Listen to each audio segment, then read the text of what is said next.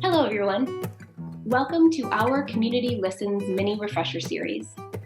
We've been hearing from alumni that are now finding themselves unexpectedly working from home, homeschooling, and in some cases becoming coworkers with their partners or spouse. And that this unique experience has brought about a lot of challenging, beautiful, frustrating, wonderful, confusing, and stressful moments. It also presents us with an opportunity to make a choice. What kind of message do we want to be sending in our homes right now?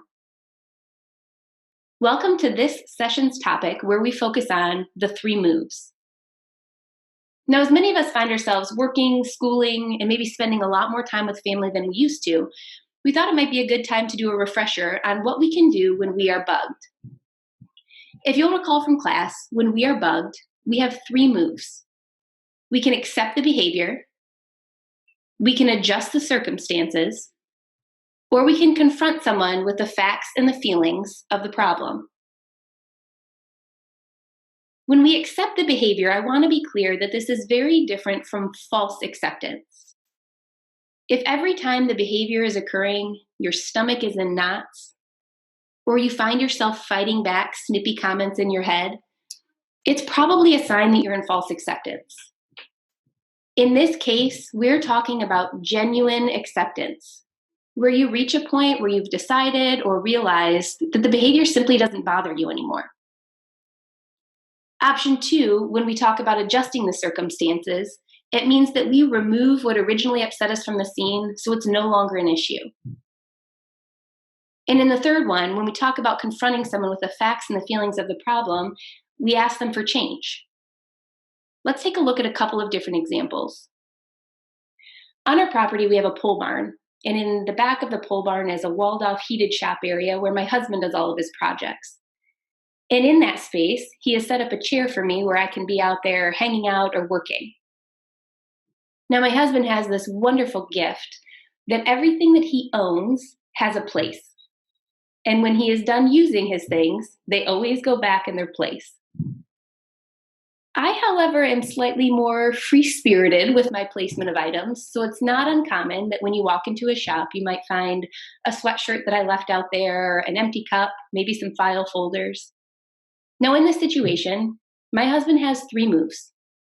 He could choose to accept the behavior. He might realize, you know what? My wife is so fun to hang out with. This really is not something that bothers me. Or he might choose to adjust the circumstances. After we talk about it, we might decide, you know what? I really shouldn't have a chair out in his shop. That might need to be space for just him. Or he could confront me with the facts and the feelings of the situation. He might choose to say, hey, Kate, it's really frustrating for me when I am trying to do my projects and your items are still out here. It makes it difficult for me to find what I'm looking for. Let's take one more example of how these 3 moves might play out at home. We have an 11-year-old daughter, and what I have found is that during this time when I give her her homework assignments in the morning and I'm doing my work and my schedule, it's not uncommon that she would wait until the end of the day to do her homework, and then if she needed help, we would be spending that time at the end of the day trying to get it done. So I have 3 moves. I could choose to accept the behavior. I might reach a point where I can acknowledge that she and I have different ways of prioritizing our time. And even though I might not agree with that, I can accept that she's navigating through this time management. Or I might choose to adjust the circumstances. I might no longer give her the choice about when she is doing her schoolwork. I might choose to structure her agenda for the day a little bit differently so that it's not even something that we have to be continually talking about. Or I could confront her with the facts and the feelings of the situation. I might say something like, hey, Ellie, I feel really stressed when you save your schoolwork until the end of the day. It causes us to rush through the work, and I feel like it makes it harder for us to enjoy that time together. This 3 moves is also a great empowering tool for us to teach our kids how to use. As I mentioned, we have a preteen in our house. And since we've taught her these 3 moves, we have cut down dramatically on the eye rolls, passive-aggressive comments, and outbursts. I will say, though, it can be extremely humbling when your 11-year-old delivers a spot-on confrontation message. Talk about the emotion bubble. My daughter calmly said to me one day, Mom, it's overwhelming to me when you list off 4 or 5 things for me to do in one conversation. It's hard for me to keep track of everything. And what a great way for us to be interacting with those people closest to us in our span of care.